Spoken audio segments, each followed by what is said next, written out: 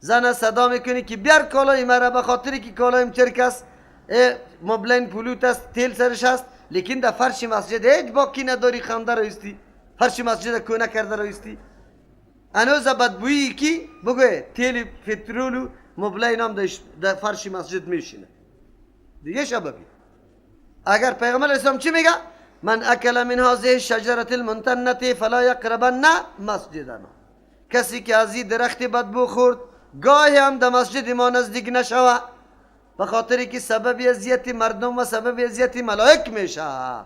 پس هر چیزی بدبو را کسی در مسجد داخل کرده نمیتونه، تنها سیر و چی مولی نیست، بلکه هر آن چیزی که بدبو است، اگر اون مبلین است، چی است؟ تیلی خاک است، چی میگه پترول است، بعد چیزی بدبو را داخل نکنی. پس وقتی که چیزی بدبو را داخل نمیکنی، کسی که دهنش یک دم بوی میده او چطور است؟ اسلام میگه از خاطر مسواک سنت است، تاکید سنت است، ولو در رمضان هم باشه استعمال بکو، به خاطری که بوی دهنت از بین بره، سبب اذیت مردم نشوی. اسلام انتظام میکنه. عرقا را عرق میکنی باید عطر را استعمال بکنی ولو رمضان باشه، به خاطری که سبب اذیت مردم نشوه. در افغانستان لنگی از جمله فرایض است، کلان اوران 12 متر باشه، کمش هم اکتفا نمیکنه. اینمی لنگی ما دین روز بسته کردم، این قدر کلان است، سرم گرنگ است. یک ریش سفیدا لنگی خود شوام مسونه میکنه، شوام مسونه میکنه. دین روز در رادیوم کسی پرسان کرده مورد لنگی، میگه این سنت است یا نه؟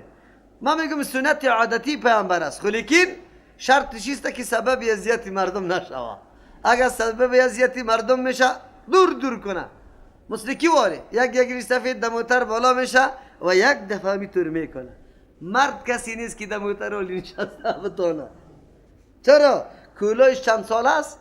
1 سال آب ندیده، 1 سال عرق شده.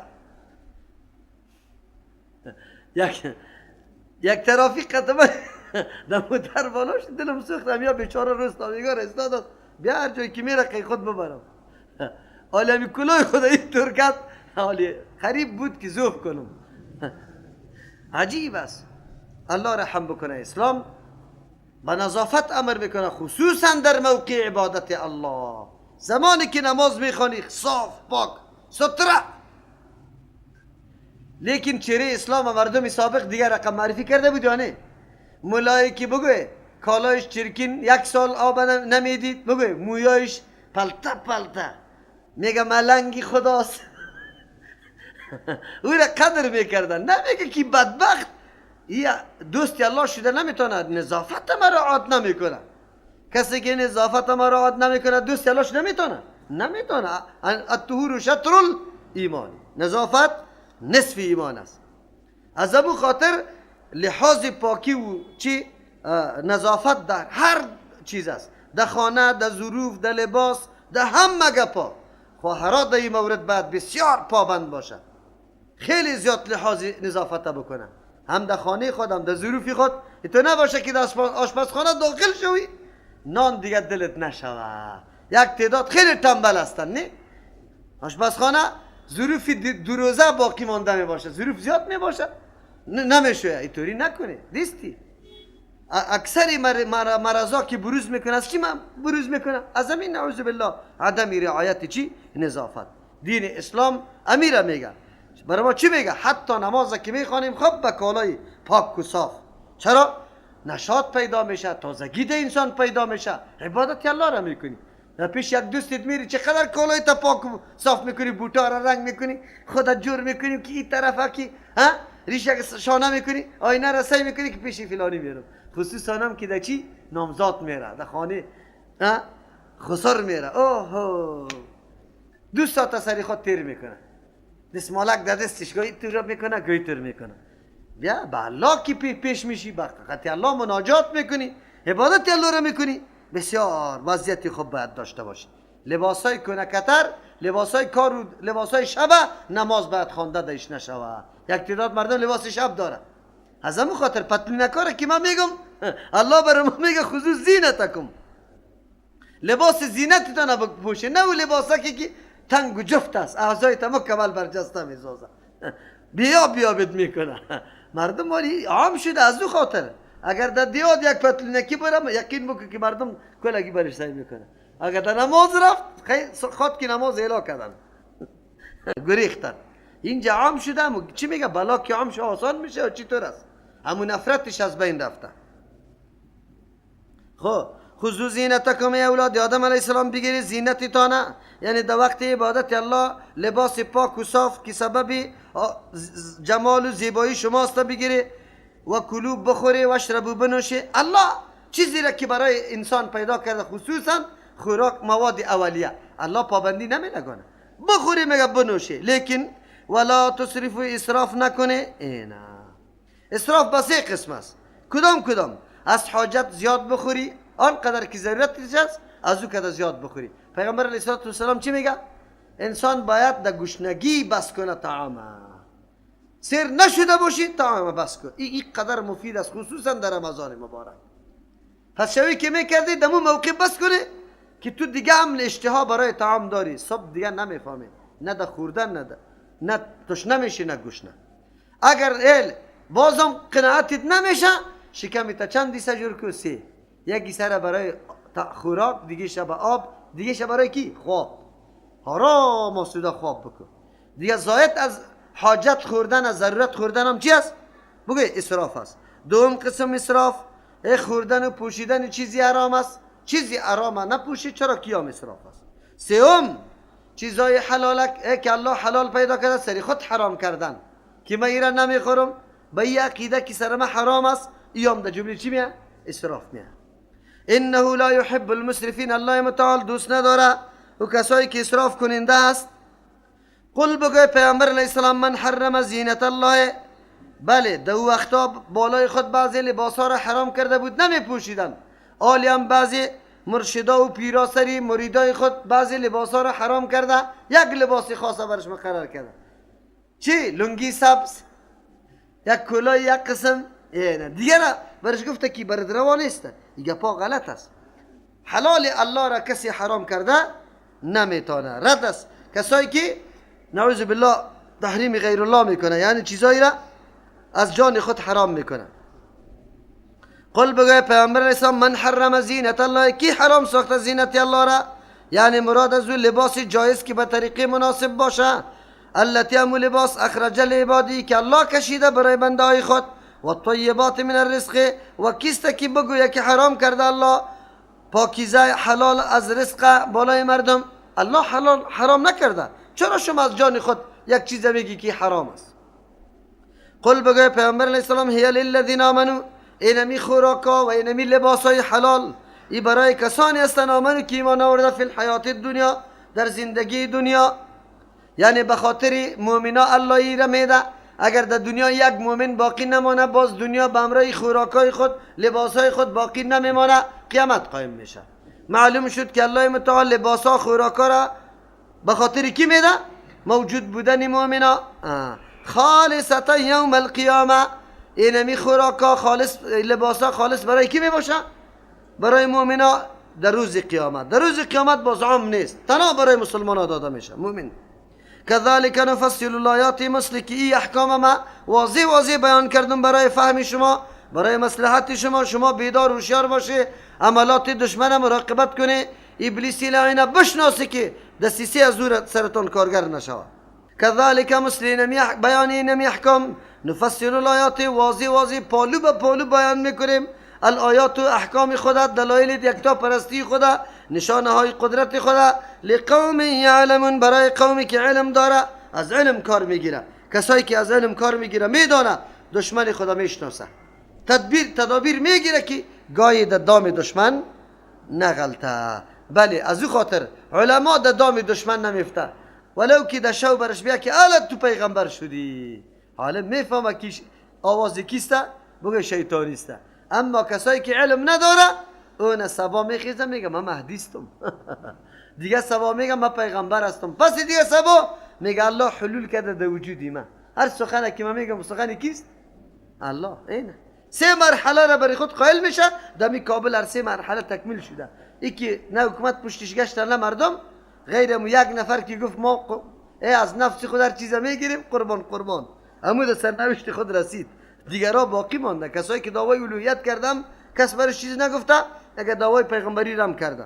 قل بگوی پیامبر علیه السلام انما حرم ربی الفواحش، بله این لباسایی که شما میگی حرام است ما طواف سرش نمیکنیم به خاطر که این لباس گناه کردیم. الله میگه لباس چی گناه کرده؟ بیا که ما براتون چیزای حرامه بگیم. بگوی پیامبر علیه السلام شما که کدام چیزا را از جان خود از فکر خود حرام دانسته و حرام نیسته، بلکه ما براتون بیان میکنم انما حرم ربی الفواحش، یقینا من کرده حرام ساخته پروردگار ما الفواحش کارای بی حیایی را از حد و اندازه بیرون کی میشه، ما ظاهر منها و کارایی که آشکارا میشه از همین کارای فواحش و ما بطن آن چیزی که پنهان است. هر رقم کاری بی حیایی ظاهر و پنهانش الله حرام کرده. ظاهر است که در ظاهر قط یک زن نامحرم خلوت میکنی، مذاق میکنی، دستاندازی میکنی، میروی اختلاط میکنی، کلشی فاحشی ظاهر است. در تلویزیون ها رادیو زنگ میزنه، زمزمه میکند بیت برش، این کلش چیست؟ فاحشی ظاهر است. یکی فواحش باطن است که کسی از پیشت خبر نداره، مسیجا را تو بالا میکنی، یا هم در جمله باطنه میره. والاسم الله حرام کرده گناه را. مراد از اسم تمام چیزایی که سبب تلف حق الله میشه. والبغی الله حرام کرده بغی سرکشی را، یا هم در حقوق عباد است. بغیر الحق بنا حق، ناحق جنایت میکنی یا است که سر مال کسی تعرض میکنی. و ان تشرکو بالله، دیگه حرام کرده الله که شرک بکنی با امرای الله. اگر کسی شرک امرای الله میکنه الله ایره حرام کرده. کدام شرکه؟ ما او شرک لم ينزل به، که نفرستاد الله متعال به او شرک کردن سلطانن کدام حجت غالبه دلیل زوراوره الله نفرستاده که شرک بکنی. و ان تقولوا علی الله، دیگه که شما بگویی بالای الله ما آن چیزی را لا تعلمونه که شما نمیدانید، سند و دلیل نداره، ایرم حرام کرده سر ما. پس محرمات الله نمیسته. سر الله دروغ جور نشوه، بی سند و دلیل یک کار انجام داده نشوه. دوم شرک نشوه. سوم چیزی بی حیایی که عقل و نقل را بد میگه. ولکل امت اجل، برای تمام گروه ها یک تاریخ مقرر است. فاذا جاء اجلهم، زمانی که تاریخ مقررشان آمد، لا استاخرون ساعتا، پسان نمیشه یک ساعت، یعنی یک سکند. ولا استقدمون، پیش هم نمیشه، نه پشتی سر میشه نه پیش خود. اینجا وقتی که اجل برسه، اجل که برسه پیشی چی است؟ پیش خود وقت میشد که پیش میرسید، حالی خود پیش نمیشه. الله میگه که پیش نمیشه، نه تاخیر میشه و نه پیش میشه. جواب است. خب راجع جوابم یک جواب میگم.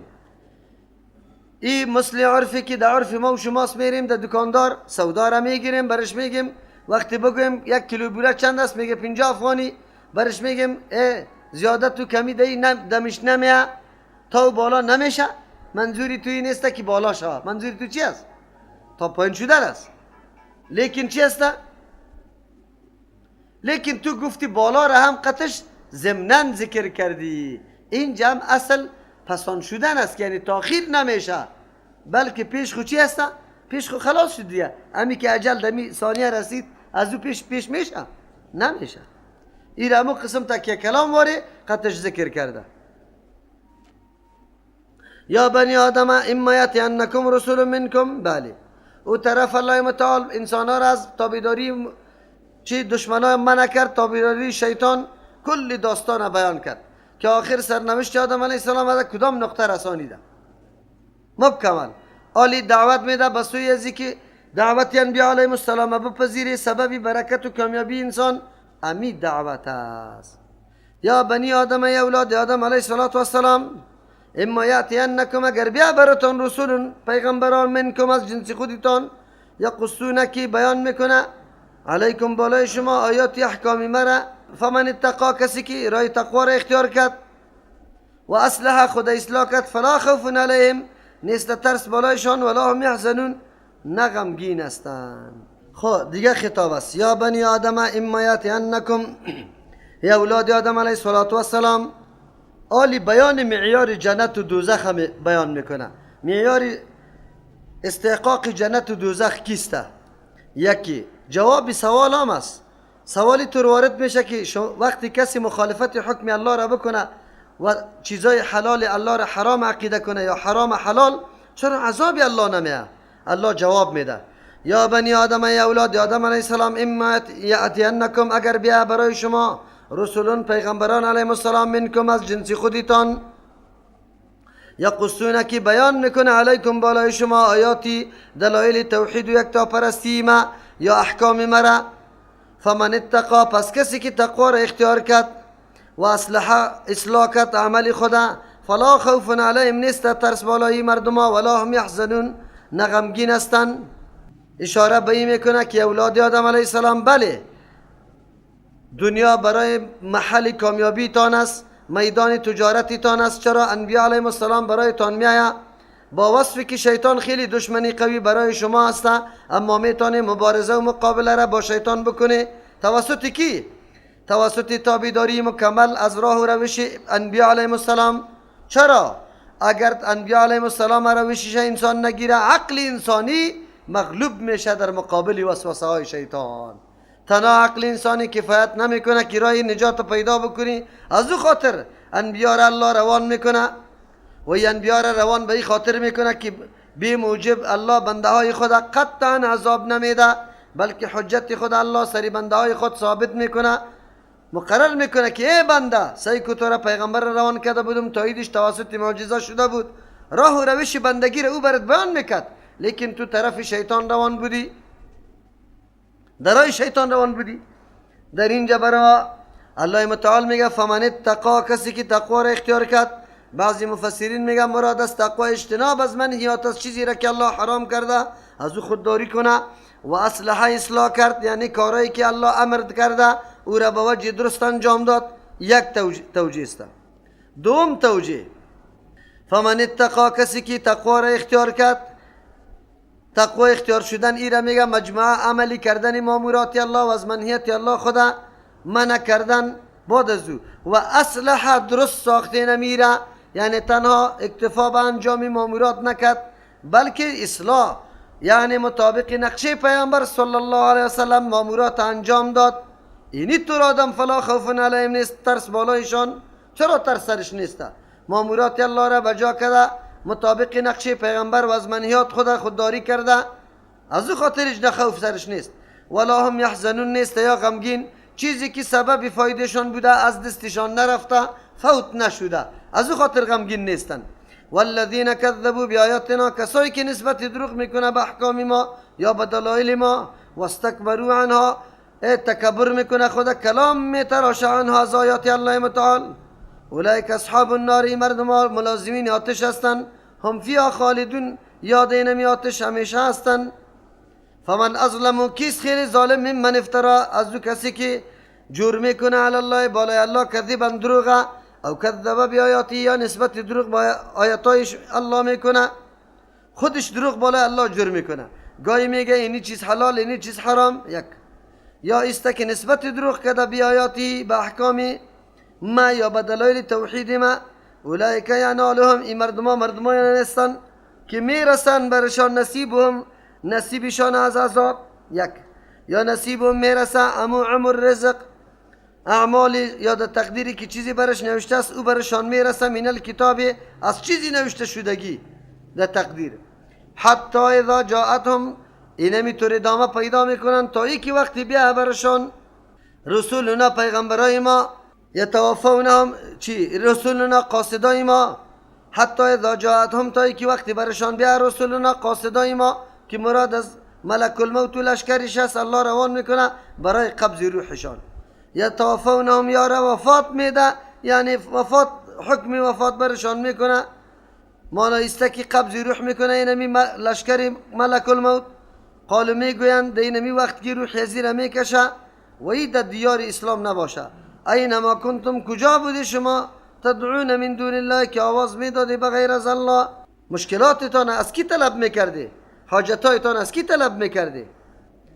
در این موقع به خاطر الزام حجت و چوب کردن از یا ملائکه هم سوال میکنه که شما در شدائد و مشکلات ها به کی آواز میدادی. قالو، یا میگه دلوا عنا، از ما گم شدن، و شهیدو علی انفسهم شهیدی میده بالای نفسای خود انهم کانوا کافرین که مردم ها واقعا کافر بودن. حالی دیگه چیسته امون نوری علمشان نو باز شد که شناختن که یاد کدام مرحله قرار داره و چه قسم است، گمراه شده یا نه. شهیدی بالای نفسای خود به این میده که کافر هستن یا نه؟ بالکل شهیدی میده که ما کافر هستیم، نعوذ بالله. قالت خلو فی من الله، برش فرمان میده داخل شوید در تور گروه ها قد خلت من قبلکم که تیر شده پیش از شما، من الجن از جنیات و الانس از انسان ها، فی النار در آتش جهنم. نه از این معلوم میشه که آتش جهنم در پیش از پیش موجود است. یک دلیل بالای موجودیت جهنم اینه میسته که الله متعال خیله امو کسی که امو قسم گناه کرده با اونمو گناه والا که در عذاب است، امرایش الله امر میکنه که بره امرای امو عذاب والا. کلما دخلت امتون لعنت اختها، هرگاه که داخل میشه یک جماعت، یعنی جماعتی پسینگه سر بالای جماعتی اولی، لعنت اختها لعنت میگه جماعتی یعنی طایفه دیگه خدا، یعنی کدام طایفه که مشابه عزیز در کفر و شرک اونم چی میگه؟ لعنت میگه.